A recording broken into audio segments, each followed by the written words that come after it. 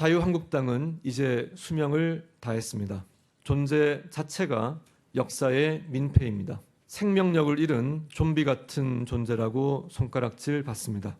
황교안 당대표님, 나경원 원내대표님 두 분이 앞장서시고 우리 다 같이 물러나야만 합니다. 함께 물러나고 당은 공식적으로 완전하게 해체합시다. 김성찬 의원님과 김세연 의원님께서 총선 불출마를 선언하셨습니다. 당 쇄신, 자유민주 진영의 쇄신에 대한 고언도 있었습니다. 만일 이번 총선에서도 우리가 국민들에게 제대로 평가받지 못한다면 저부터 책임지고 물러나겠습니다. 황교안 대표님이랑 원내대표님이랑 등등까지 총사퇴하라고 했는데 저는 지금 자유한국당의 가장 중요한 역사적 책무, 패스트트랙 법안에 올라간 공수처 법안, 연동형 비례대표제를 막아내는 일이라고 생각을 합니다. 그 역사적 책무를 다한다면 어떠한 것에도 저는 연연해 하는 것은 없습니다. 김세연 의원의 불출마 선언 자체도 놀라운데 그 메시지가 오히려 더 충격적입니다. 얘기를 보면 한국당은 생명력을 잃은 좀비라고 표현을 했고 존재 자체가 역사에 대한 민폐, 자당에 대해서 이렇게 그 고언을 한 셈이거든요. 그러니까 그 안에서 보면 이 정도로 심각하다고 김세연 의원은 느꼈던 것 같아요. 네, 김세연 의원 입장에서는 이 정도 충격적인 어떤 발언들을 하지 않았을 경우에 자유한국당이 이걸 좀 심각하게 받아들이지 않을 것이다. 라고 하는 좀 불신 같은 게 깔려 있는 것 같아요. 그러니까 왜냐하면 현직 의원들, 특히 이제 영남권 3선 이상 중진 의원들은 뭐 수도권 험지 출마하든가 아니면 자진 사퇴하라고 하는 요구가 있었지 않았습니까? 그런데 서로 지금 눈치를 보면서 누구 하나 저 기득권을 내려놓으려고 하는 모습들을 잘 안 보인다는 거예요. 그러니까 그런 면에서 김세연 의원 입장에서는 내가 만약에 불출마 선언하는 정도로 얘기를 했다고 하면은 당의 파장이 그렇게 크지 않을 수 있다. 좀 더 강한 메시지를 던져야 당의 파급력이 커질 수 있다. 이렇게 아마 판단한 것으로 보여요. 근데 문제는 뭐냐 하면은 지금 지도부가 이걸 어떻게 받아들이느냐 이 태도가 굉장히 중요한데 지도부하고 대상이 되는 의원들이요. 그러니까 무엇보다도 이제 대상이 되는 의원들은 본인들 스스로가 이제 차츰차츰 결정을 해나가는 과정이 있을 텐데 김세연 의원의 행동이 굉장히 파장이 커질 수 있는 행동이잖아요. 국민들도 사실 놀랄 만한 그런 행동이라고 볼 수 있는데 당 대표가 이 문제가 뭐 지금 원내대표도 마찬가지지만 이런 문제가 터졌을 때 좀 더 숙고하는 모습, 좀 더 받아들여주면서 이 파장이 좀 더 깊고 넓게 퍼지는 방향으로 가면서 좀 쇄신의 바람들을 스스로 일으켜 나가는 방식으로. 그러면 다른 의원들도 같이 동참할 수 있는 의원들이 더 많아질 수 있잖아요. 하나의 동력으로 삼을 수 있는. 그렇게 해야 되는데 황교안 대표는 그걸 그냥 딱 잘라버렸다는 거예요. 지금 당 지도부도 물러날 각오를 해야 된다고 얘기를 하고 있는 건데 그럴 일 없다 우리는. 이렇게 지금 얘기한 거나 마찬가지 메시지를 던졌다고 하는 거죠. 이런 면에서 조금 좀 아쉽다고 하는 반응들이 저는 나올 수 있지 않을까 싶어요. 김병무 교수, 이 내용이 어느 한 언론에서 이제 전화를 했더니 대상이 된다고 하는 의원이 안녕하세요 좀비, 그러니까 좀비라고 표현한 거에 대해서 좀비입니다라고 조금 좀 뭐 웃으면서 얘기를 한 것 같은데 김세연 의원의 이런 메시지에 대해서 한국당 내부에서 심각하게 받아들이지 않는 거 아니냐는 좀 느낌을 받거든요. 왜냐하면 전체에 있는 당의 구성원들 자체에 대해서 이와 같은 표현을 하게 됐다라는 것은 이 모두의 책임은 누구의 책임도 아니다라는 표현이 있지 않습니까? 그래서 김세연 의원이 굉장히 강력한 돌을 던지긴 했습니다만은 여기에 대해서 특정 타겟을 정했다기보다는 모두가 다 함께 물러나자라고 하니까 일단은 서로 눈치 보는 상황들이 조금 더 연출되지는 않겠는가라고 아마 시간에 대한 지연 전술을 쓰게 되는 의원들도 나타나진 않을까라는 생각이 드는 것이고요. 하지만 김세연 원장이 본인 스스로가 불출마에 대한 기자회견 한 번만으로 모든 것들을 정리하고 끝낼 요량은 아닌 것 같습니다. 그러니까 본인 스스로는 여의도 연구원장직에 남아서 총선까지 역할을 하겠다는 것이고 불출마 선언문에서 저 정도의 강경한 메시지를 건넸다라는 것은 앞으로 있게 되는 보수 통합 과정이나 인적 쇄신 등의 과정에서 총선에서의 본인의 역할들을 분명히 하겠다라고 하는 의지를 피력하고 있는 것이거든요. 그러니까 김세연 의원이 가장 믿고 기대고 의지할 수 있는 단 한 곳이 있다면 결국 대중의 여론일 겁니다. 그러니까 대중의 여론 같은 경우에는 과거에 있었던 보수정당의 지난 4년 기간이 국민들의 눈높이에 충분히 만족하지 못했다 평가되기 때문에 이를 통한 쇄신이 필요하다고 줄기차게 요구하고 있고 여기에 현직 의원들은 화답하지 않고 있는 상황이라 아마 이런 강력한 메시지들의 강도를 김세연 의원은 앞으로 조금 더 높여나가지 않을까 싶습니다. 김세연 김세현 의원이 또 이런 얘기를 했어요. 변화의 불씨를 당기는 역할이 필요하다. 당 상황을 그 정도로 안 좋게 본다는 건데 김지영 의원 지금 여론조사를 보면 한국당의 지지율이 좀 떨어진 걸로 나타났죠, 이번 주에. 네, 맞습니다. 그 전 주간 집계, 그러니까 11월 2주차 주간 집계가요. 한국당이 2.9%포인트 하락한 30.7%가 나왔습니다. 예. 이게 2주 동안, 그냥 3주 동안 계속 30% 선으로 하락한 건데, 지난주 초중반에는 10주 만에 처음으로 20% 후반을 기록하는 그랬죠. 결과가 네. 나왔다가 주 후반에 회복하는 그런 양상이 있었습니다. 한국당의 악재가 지난주에는 한 3개 정도 있었는데요. 뭐 보수 통합에 대한 뭐 지지부진하다는 그런 여론과 그다음에 나경원 원내대표에 대한 뭐 안 좋은 소식, 부정적인 소식이 있었고, 그리고 권성동 의원의 문자 파문 소식, 이런 그 당내 파열음은 당 예. 내나 외의 파열음은 이 지지율을 하락하는 그런 요인으로 작용하는 것으로 예. 분석돼요. 아까 황교안 대표 얘기를 잠깐만 했으면 이제 지도부도 총사퇴해야 된다고 얘기하니까 김광삼 변호사님 글쎄요. 황교안 대표가 총선의 결과를 보고 거기에 대해 심판을 받겠다고 얘기를 했거든요.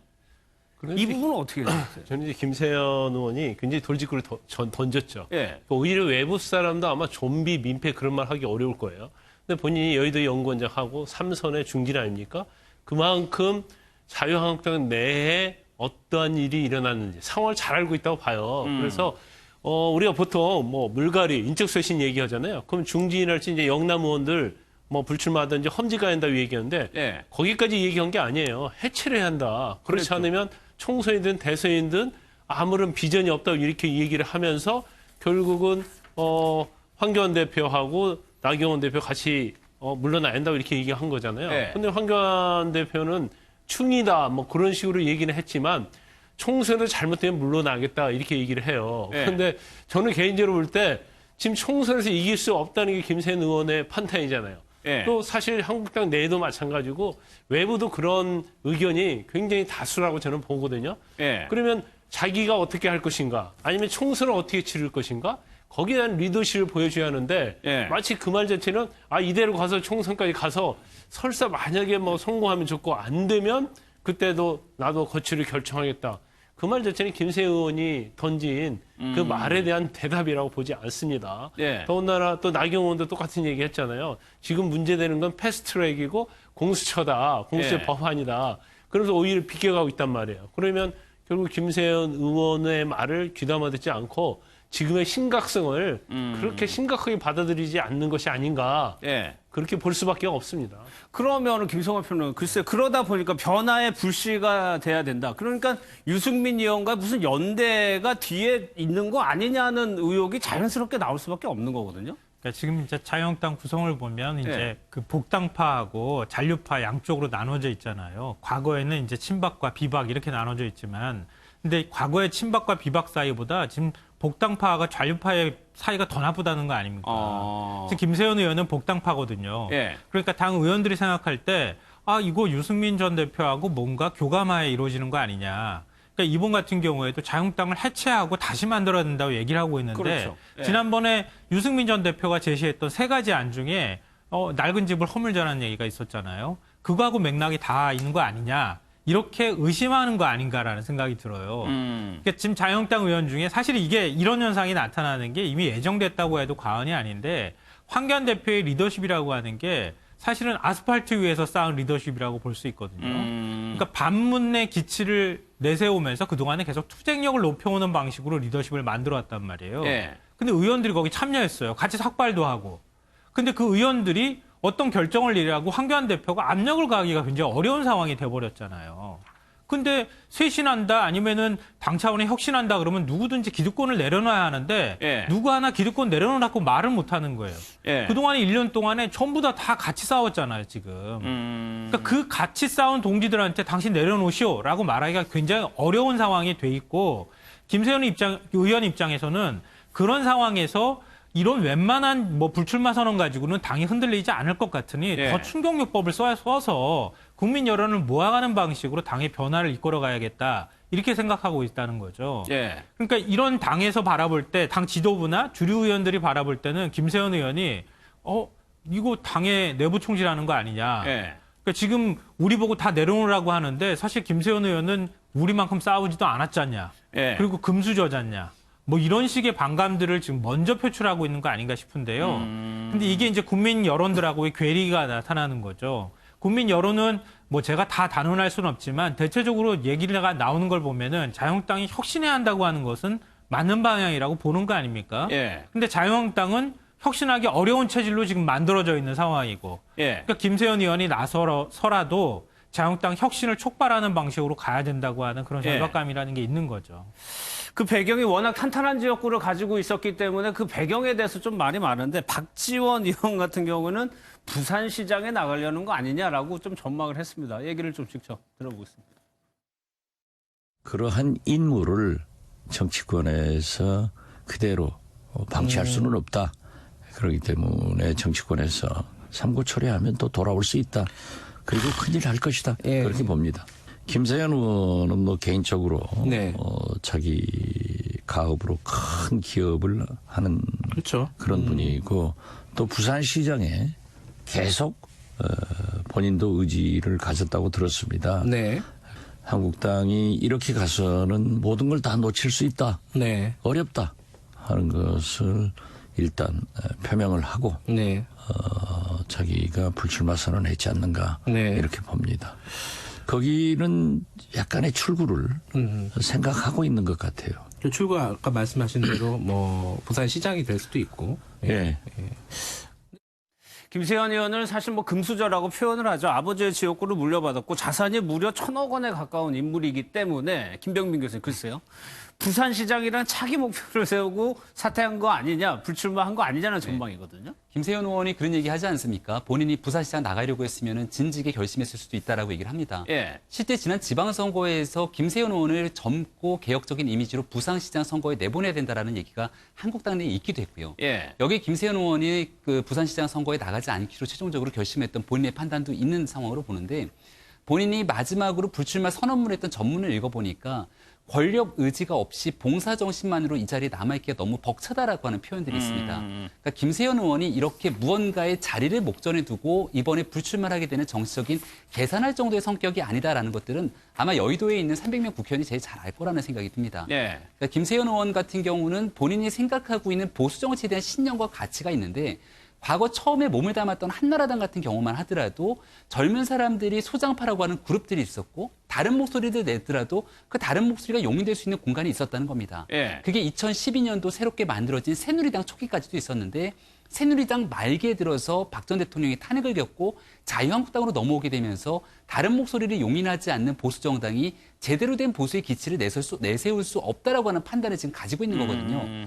본인의 선언문 말미에 결국은 자유주의와 공화주의, 보수주의에 대한 큰 기둥을 바탕으로 가치와 철학을 바탕으로 한 보수 정당을 재설계해야 된다는 것이 김세현 의원이 가지고 있는 꿈이기 때문에 아마 이런 역할을 위해서 총선에서 본인이 할 수 있는 공간을 찾겠다 정도가 불출마를 선언했던 핵심적인 배경이라고 봅니다. 알겠습니다. 또 하나 2016년 공천 얘기가 다시금 회자가 되고 있습니다. 김무성 전 대표가 얘기를 하고 있는 건데 2016년 때 영상을 좀 잠깐 좀 보도록 하겠습니다.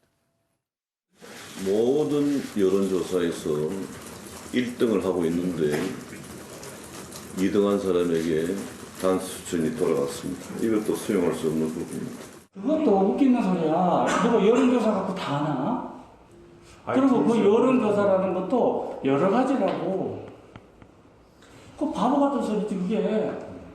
최고위 의결이 보류된 5곳에 대한 공천관리위원회 결정에 대해서 의결을 하지 않기로 결정했습니다.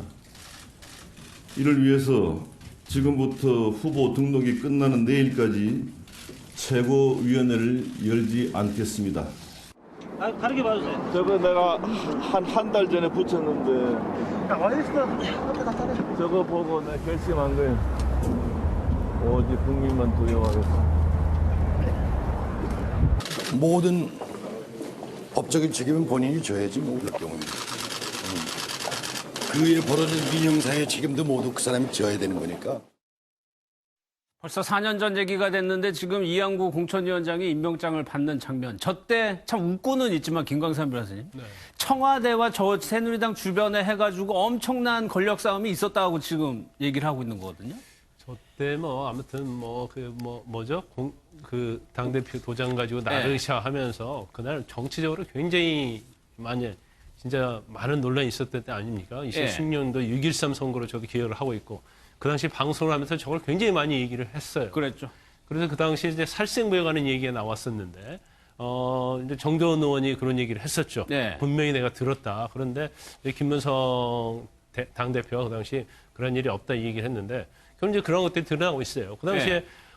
사실, 박근혜 전 대통령이 물론 뭐 세월호랄지 아니면, 그 이후에 뭐 여러 가지 이유 때문에 탄핵도 됐지만, 제가 볼 때는 그때 6.13 지방선거를 거치면서 예. 그게 굉장히 뼈 아팠다고 생각합니다. 그래서 진박, 친박으로 나눠가지고 그걸 얼마나 그걸 노골적으로 마이크 잡고 다 얘기했을 뿐만 아니라 갑자기 또 이한구 전 의원이 이제 공천관리위원장으로 나왔잖아요. 예. 나와서 그 당시에 정말 상식적으로 생각할 수 없는 그런 어떤 결정을 많이 했어요. 그러면서 민심이 극히 악화됐고 그러면서 사실은 그 당시에 여당인 뭐 새누리당 말고 그 야당인 분열돼 있었잖아요. 그래서 뭐 200석을 갖네 어쩌네 했는데 결국 그때 여당이 폭 망한 거죠. 그랬죠. 그래서 그런데 지금 이제 김무성 의원이 그 당시 살생부 40명 명단이 있었다는 거고 명단이 있으면서 그다음에 공천 과정에 대해서 비화를 얘기를 했는데 사실 뭐 상식으로 도대체 납득되지 않는 그런 얘기를 하고 있습니다. 그래서 당시에 그러면 어떤 식으로 어떤 박근혜 전 대통령이랄지 청와대에서 개입을 했는지 그 부분이 지금 명확하게 드러나고 있는 거예요. 그러니까 이 얘기를 김무성 전 대표가 왜 하느냐. 김관섭 변호사님 말씀하셨어요. 그런 실패 전례가 있기 때문에 김병준 지금 얘기를 해가지고 그러지 말자. 통합하자 뭐 이런 얘기 취지에서 얘기를 하는 것 같아요. 과거에 대한 갈등의 사례들을 본인이 적나라하게 밝히면서 두 번 다시 이런 일이 없는 통합의 과정으로 가자고 언론을 통해 여러 이야기를 하는 것 같습니다. 하지만 김무성 의원의 최근 보수 통합에 관련된 여러 인터뷰도 마찬가지고 언론의 부쩍 노출이 좀 잦아지는 모습인데요. 김무성 의원 하면은 본인이 새누리당 대표로 있는 상황 속에서 정치적인 역할을 다했다라고 하는 평가도 있습니다만 보수 분열에 대해서 굉장히 좀 부정적인 인식을 갖고 있는 정치인들도 적지가 않습니다. 그러니까 김무성 의원이 아무리 선의를 가지고 발언을 쏟아낸다 하더라도 여기에 대해서 또 다른 정치적인 세력 개파의 상황에서 바라보건대 문제를 지적할 수도 있는 상황이거든요. 그러니까 이번 총선에선 김무성 의원이 가장 중요하게 정치적 판단을 내렸던 건 본인 스스로가 과거에 대한 책임을 지고 불출마하겠다는 정도거든요.